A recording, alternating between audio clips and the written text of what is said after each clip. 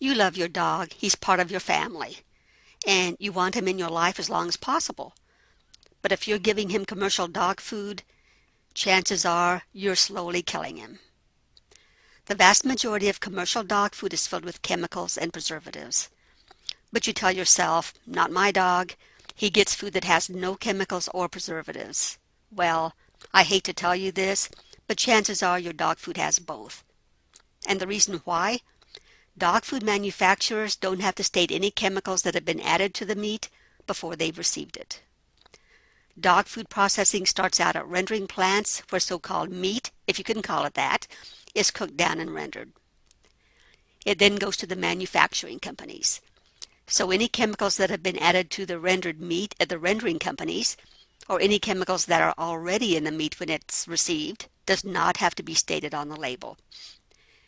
In the book Healing Pets with Nature's Miracle Cures by Dr. Henry Pasternak, he states that an analysis of several pet foods labeled chemical-free or all-natural ingredients found synthetic antioxidants in all samples. Pasternak also stated, although you won't see it on the label since it's often added at the rendering plant and not by the manufacturer, EQ is used to preserve most dry pet food. And EQ is the most powerful of all preservatives and may be the most toxic, and it's permitted in pet food. Factory workers that were exposed to it exhibited side effects similar to those of Agent Orange, and your dog may be eating it. Want to know what else is in your dog's food? The 4Ds is a standard dog food industry term, and all of them are in your dog's food. They stand for dead, diseased, dying, and disabled. Dead, diseased, dying, and disabled farm animals, roadkill, zoo animals, old grocery store meat, all can go to rendering plants to be included in the next meal for your dog.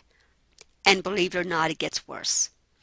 The plastic wrapping and styrofoam containers aren't even removed from the grocery store meat before it's put into the vat. Are you sick yet? Well, I have more news for you. When animals are euthanized, sodium pentobarbital is used. The euthanized animals are often given to rendering plants, and these chemicals can survive the rendering process.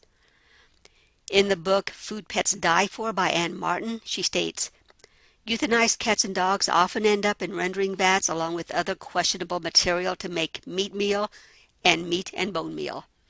This can be problematic because sodium pentobarbital can withstand the heat from rendering.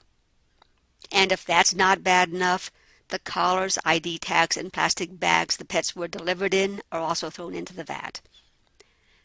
What this means is you can be euthanizing your pet every time you feed him commercial dog food. The city of Los Angeles alone, for example, sends some 200 tons of euthanized cats and dogs to a rendering plant every month. This is in The Mad Cowboy by Howard F. Lyman. Your dog deserves better. For even more information about helping to ensure your dog's health, sign up for my newsletter. Your dog will be glad you did.